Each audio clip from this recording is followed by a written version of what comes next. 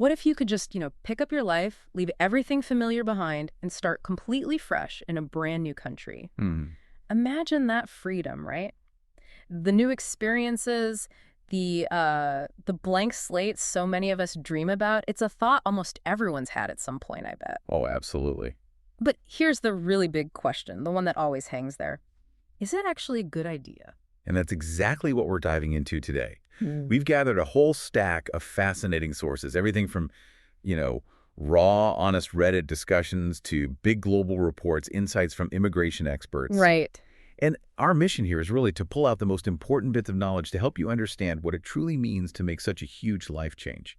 We want to give you the insights to decide, is moving abroad a good idea for you? Yeah, and we're going to uncover some pretty surprising truths about expat happiness, figure out which countries are genuinely helping people thrive, and look at those often hidden factors that decide if that big leap of faith actually leads to, a better life. So let's get into it. So to get those really raw, unfiltered views, we started where a lot of people do nowadays, Reddit. Found a really common question there. Are any expats happy? And honestly, what we found was fascinating, almost a paradox. It really is. There was this one user comment that kind of jumped out. They called it a little secret. They said, the vast majority of expats in the real world are happy. The vast majority of expats on Reddit are miserable. Wow, that's a huge distinction, isn't it? So if Reddit is mainly a place for venting, like how does that color the picture we get? Does it mean the whole idea of expats being miserable is kind of skewed? That's precisely the takeaway, I think. Another user put it bluntly, this sub is used to vent mainly. So, yeah, while those forums might seem full of struggle, they're often functioning as a support group, Mm. a place to share the tough stuff, not necessarily the day-to-day okayness or even happiness. So it can definitely create a bit of a skewed perception. Okay, but even with that venting factor, you still find a pretty strong, yes, I'm happy, contingent in those same threads, right? Hmm. People expressing real, profound happiness. What's that sound like? Oh, yeah, definitely. You get comments like, hell yeah, our quality of life absolutely exploded. Mhm. Simple as that. And another person just flat out said, I never was happy in my home country. So for some, it's a really dramatic positive shift. That sounds amazing, almost like winning the lottery, as some put it. Were there specific stories that really captured that feeling? For sure. Like someone who moved from Russia to Canada for a job. They felt like they immigrated for sure, Yeah. really emphasizing that sense of arrival and success. Or another person moving from a former Soviet country to Western Europe who said they never regretted it, pointing to better economic chances, a different society, just a better quality of life overall. So it seems like the happiness isn't just about the practical stuff, the money or the job, but also about personal change, evolution. It really is, yeah. Yeah. So many people link their happiness directly to personal growth. We saw this comment from a trans man who found freedom to be myself in Sweden.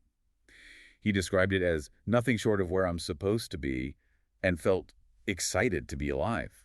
That's powerful. Another person felt life was much, much happier in Spain, saying they became a better person. You can almost feel that internal shift in their words. And it's not just individuals finding this, right? Couples often seem to report this collective happiness. Definitely. A lot of the really positive comments started with we. We moved, we're happy, our quality of life. Right. Or my husband and I are so thankful to be where we are and to have left the U.S. And it's not always about climbing the career ladder either. Some move specifically for a better retirement, maybe to Eswatini from the U.S. or U.K., or even just relocating within a country for retirement, like from the Bay Area to Sacramento. So it absolutely can be a really good idea for a lot of people. But okay, let's be real. It can't all be easy transitions and newfound joy. What are the big sacrifices, the main challenges people talk about? The number one thing, almost universally mentioned, is leaving behind your social support network, your family, your friends. As one expat said, it's harder to keep in touch remotely. That emotional distance, that's a huge, huge hurdle for most people. And it's more than just missing people, isn't it? What other kinds of sacrifices come up? Yeah. Other things pop up too. Yeah. Career options, for instance. Someone mentioned it being easier to advance in the U.S. compared to, say, Germany. Then there are language barriers, obviously, cultural misunderstandings, practical things. One user gave up snowboarding. Another mentioned losing all my old business, houses, easy access to gluten-free food. Huh. Okay, the gluten-free food access might sound minor, but for someone who needs it, that's a daily reality check. Exactly. It's those little daily frictions, too. But on a bigger scale, bureaucracy is a massive one. Think about getting that essential ID number, like the person number in Sweden. Someone pointed out, without it, you can't do much. It's often the key that unlocks everything else. And that feeling of being kind of out of place. I imagine even after you've jumped through the bureaucratic hoops, that feeling can stick around for some people. It absolutely can. We saw comments from people living abroad for 10 years or more who still felt not at a soul level happy. They mentioned things like a lack of natural beauty, dour weather, or just that eternal slight shakiness of not instinctively knowing the culture, the system, the little nuances. Hmm. And interestingly, for some white-collar workers, the quality of life can actually decrease if they don't manage to integrate well. So loneliness can still be a factor even if you've made some connections? Yes, definitely. One person admitted it does get lonely at times, even while actively building a new life. And that language barrier we mentioned. Someone in Japan talked about only understanding roughly half of their coworkers' conversations. That feeling of being constantly left out could be really isolating and frustrating. Okay, so given all these challenges, what's the secret sauce? What helps people actually achieve that happiness abroad? What are the common threads for those who seem to genuinely make it work and feel like it was a good idea? Well, it seems to come down to a few key things working together. First, having a decent job offer and some financial security provides a really important foundation, makes everything else easier. Right, take some pressure off. Exactly. Oh. Second, there's a need for active effort in building connections. Proactively putting ourselves out, as one person said, finding new friends, building a new community. It doesn't just happen. Makes sense. And third, this came up again and again, learning the local language. It's crucial. Yeah. One expat summed it up perfectly. I learned the language, I have very solid partnership, I have good friends, I have purpose to my life. It connects all the dots. Another said, once we both learned the language and made local friends, we never wanted to leave. And that partnership aspect seems important too. It does. Many of the happiest stories involves couples moving together or individuals finding partners abroad. That shared experience and mutual support seems really key for a lot of people. And also that sense of purpose, finding personal growth, feeling normal instead of totally out of place or feeling centered. Even practical things like having family and friends visit helps combat the isolation.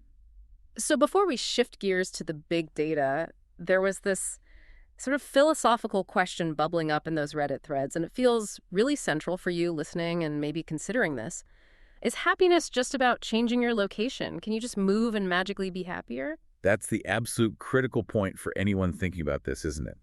Many expats were quick to emphasize happiness has nothing to do with where you live. It's a mindset. Yeah, that old saying, wherever you go, there you are. It really applies here. Moving abroad is not the Band-Aid fix some people think it is.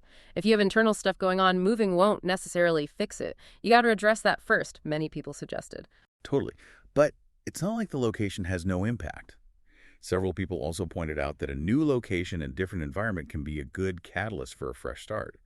If you go into it wanting to change and grow, the new setting can really help kickstart that. So it's a key distinction when you're asking, is moving abroad a good idea for me? It's not a guaranteed fix, but it can be a powerful catalyst for positive change. Okay, so we've heard the personal stories, the good, the bad, the complicated, from Reddit. Now let's zoom out and look at the bigger picture with some hard data. We looked at the Internation's Expat Insider Report. This thing is huge, over 12,500 expats, tons of nationalities and countries. What does it tell us about where people are actually thriving? Where does the data suggest it's a good idea to move? Yeah, this report is super valuable because it gives us that broader perspective, moving beyond just anecdotes. It looks at things like quality of life, how easy it is to settle in, working abroad, personal finances, and what they call expat essentials, housing, admin, language, digital stuff. And topping the list in the 2024 report, Panama, which made a pretty remarkable jump. Panama. Okay. 82% of expats there say they're happy. That's way above the global average of 68%.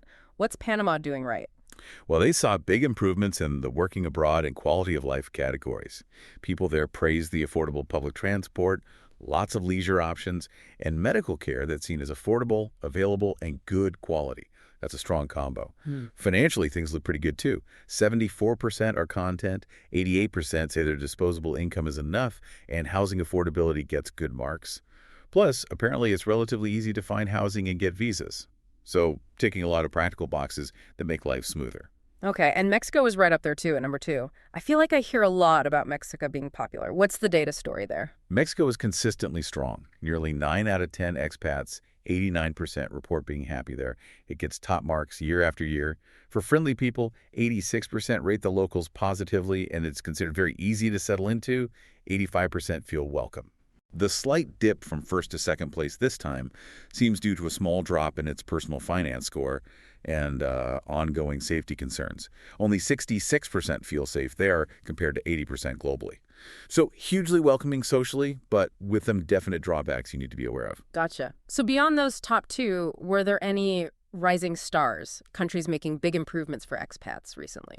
Yeah, a few interesting ones. Indonesia jumped up to third place. Expats there really appreciate the low cost of living, friendly locals again, and apparently a really good work-life balance. Aye. That contributed to 84% overall happiness. Shorter working hours, affordable housing also got mentioned. Yeah? And South Korea made a massive leap, up to 23rd place from 50th the previous year. That's huge. Wow, what changed there? The biggest gains were in personal finance. Expats felt their income went further, less complaining about the cost of living. They also saw improvements in quality of life and working abroad scores, so a real turnaround story there. And Belgium also climbed significantly, right? Up 20 places to 18th, especially strong in working abroad, shows there's movement across different kinds of places. Absolutely. In Belgium, expats reported better work-life balance, 71% satisfied and improved career opportunities. These risers really show that a good expat experience isn't limited to just sunny, cheap destinations. It depends on what factors are improving and what you prioritize. But it's not all good news in the rankings. Finland, which we often hear called the happiest country on earth, actually took a dramatic tumble in the expat rankings, down to 51st place. What's going on there? Why the disconnect? This is such a fascinating point and really important for your consideration if you're thinking about moving. Locals might be happy, yes, but expats rank Finland low on ease of settling in, working abroad, and personal finances. Learning the language is reportedly tough, and, unsurprisingly maybe, only 31% like the climate. The report really highlights that what makes locals happy isn't always the same as what makes expats happy. Expats often prioritize things like career paths, ease making friends, navigating bureaucracy, things that might be different from the local experience. It's a crucial reminder. Happiest country doesn't automatically mean best country for expats. That's a really critical distinction. And what about the United States? How did it fare in this report? The U.S. also saw a pretty notable drop, landing at 35th. It ranked quite low, 46th, for quality of life specifically. Major concerns were the cost of health care, only 19% rate affordability, rail, and safety. Political stability and public transport also got low marks. Plus, there's this recurring theme about difficulty making local friends. Only 38% found it easy, which obviously impacts your social life and feeling settled. Yeah, those are significant factors. And then there's Kuwait, which seems to be, well, struggling consistently at the bottom. Yeah, Kuwait has been at the very bottom of this list for 7 years straight now. Expats report low satisfaction pretty much across the board. Quality of life, settling in, personal finances. People cite the extreme heat over 50 Celsius and summer issues with public transport, real difficulty building social networks, and even a sense of unfriendliness from locals towards foreigners.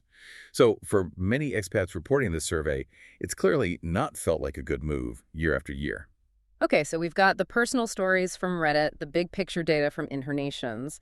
But for you, the listener, who might be seriously thinking about this huge step, how do you actually make it work? How do you bridge that gap between knowing the potential pitfalls and actually thriving? That seems to come down to successful integration. Absolutely. And that starts with acknowledging something very real. Culture shock. We looked at insights from an educator who taught abroad, both in the U.S. and China, and she really stressed that culture shock is real. She'd heard about it, but experiencing it herself was different. It creeps up over weeks and months, and it can feel incredibly overwhelming, frustrating even. Yeah, it sounds like something people really underestimate. But the good news is, it's manageable, right? There are strategies. What did she find helpful? She really emphasizes adapting consciously to your new surroundings, trying not to constantly compare it back to home, which is a natural tendency but often unhelpful. Actively making new friends is huge, exploring where you live, and crucially, there it is again, learning the local language. Even just basic phrases make a big difference in feeling included. And staying connected back home, too. Yes, staying in touch with family and friends back home, and also traveling locally within your new country, exploring it. That helps too. It grounds you. And the payoff for getting through that tough phase. It's significant. Building resilience, personal growth, professional growth too, and ultimately an improved quality of life. And interestingly, she also mentioned reverse culture shock when returning home. which is actually a sign that you have truly adapted and changed through the experience abroad. That makes sense. So, beyond just adapting to the culture, another piece of making it a good idea seems to be finding your people. We saw this mentioned by an expat who moved to Sydney for a health and fitness career. She talked about the power of surrounding yourself with like-minded people. Yeah, this connects to that idea you sometimes hear. You are the average of the 5 people you spend the most time with. She pointed out that, with technology today, it's easier than ever to connect with your tribe globally. You can build a support system that offers inspiration and encouragement wherever you are physically. She put it really nicely. Find people who lift you higher, encourage your dreams no matter how crazy, celebrate your success, and make you feel like $1,000,000. That sounds like a key part of feeling truly settled and happy wherever home is. Definitely. And finally, let's think about integration in a really holistic way, because it's so much more than just unpacking your bags. We drew some insights from the Lutheran Immigration and Refugee Service, LIRS, and they make a really strong point. Integration is absolutely not a one-size-fits-all thing. It varies hugely depending on the individual, your age, where you came from, your skills, your health, and also on the community you land in, the political climate there, the economy, what services are available. So it's not like a simple checklist you can just tick off. It's more complex, interconnected. Exactly that. LIRS really paints it as a holistic ecosystem. Think of civic involvement, economic stability, language skills, social connections. They all work together. It also includes things like access to healthcare, justice, keeping families together, having chances for personal development. It's all intertwined. Pull one piece out, and the whole thing can be weaker. So what helps build that strong ecosystem? What role do support systems play? Well, nonprofit organizations are often vital. They act as bridges, connecting newcomers with the receiving community, getting locals involved as volunteers, donors, mentors. Government strategy, LIRS suggests, should focus on broad goals and outcomes, allowing flexibility for individual paths and community needs rather than super rigid rules. And I guess some people need more specialized support. For sure. Vulnerable groups, like, say, trauma survivors or kids who arrive alone, they need tailored help. And cultural orientation is key for everyone. Formal programs or even just informal info sharing about how the society works, the laws, the systems, that helps people become self-sufficient faster. And they highlighted youth specifically. Yeah, that was interesting. They stressed focusing on young people and national integration strategies because they're forming their identities, they can act as bridges between cultures, and they're developing skills the economy needs. It's a long-term investment. And one last crucial point they made was about legal rights and enforcement. How does that fit into integration? It's fundamental. Policies that keep families together are really key. Harsh immigration enforcement or separating families, that creates distrust. It makes people afraid to participate in community life, which obviously hinders integration. So creating a secure, welcoming legal environment is crucial for people to feel safe enough to put down roots. So we've covered a lot of ground here. After this really deep dive, let's circle back to the big question. Is moving abroad a good idea? What's the final verdict? Well, the conclusion seems to be that it absolutely can be a tremendously good idea. We've heard stories, seen data suggesting it can lead to profound happiness, an explosion in quality of life, amazing personal growth. Yeah. But it's clearly not a magic wand. It's not just about changing scenery. It demands serious research, a lot of self-reflection beforehand, a real willingness to adapt and embrace the uncomfortable, and crucially, that active effort to build new connections and truly integrate into the new culture. And the place itself matters too, right? The country systems, how welcoming the locals generally are. Those external factors play a big role in whether your move is likely to be a good idea. It's a complex mix, but potentially incredibly rewarding if you approach it right. Exactly. So we have taken a deep dive into that huge question. Is moving abroad a good idea? And I think what we've really uncovered is a resounding yes, but it's a very nuanced yes. Yeah. It absolutely can lead to an amazing improvement in quality of life, real happiness, incredible personal growth. But it's way more than just relocating. It's a commitment to a totally new way of living, adapting, and fundamentally growing yourself. Yeah, your own readiness to embrace all that change, to actively go out and build connections, to tackle the language, maybe even confront some personal issues you thought you'd left behind, all that will massively shape your experience. And of course, the country you choose matters immensely. The cost of living, the social safety nets, the local attitudes towards newcomers, these are critical pieces of the puzzle. So for you, listening to this deep dive, maybe the final thought to mull over is this. What parts of your current life are you really hoping to transform? And how much challenge, how much effort are you truly willing to invest to make that transformation happen somewhere new? What kind of leap of faith might be out there for you, potentially leading to a life that feels more aligned? And maybe even what small steps could you take right now to start exploring if that leap could genuinely be a good idea for you?